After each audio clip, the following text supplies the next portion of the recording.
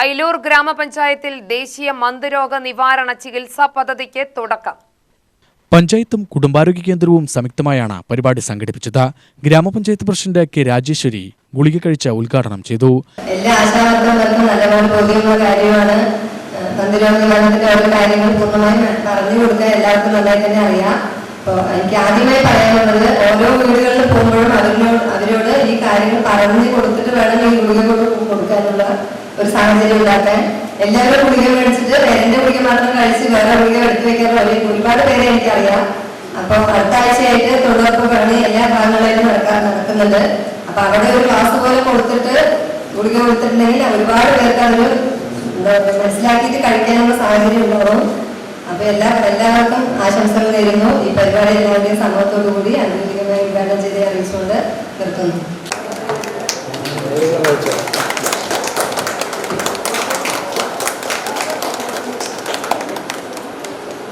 S M Shah Jahan അധ്യക്ഷനായി.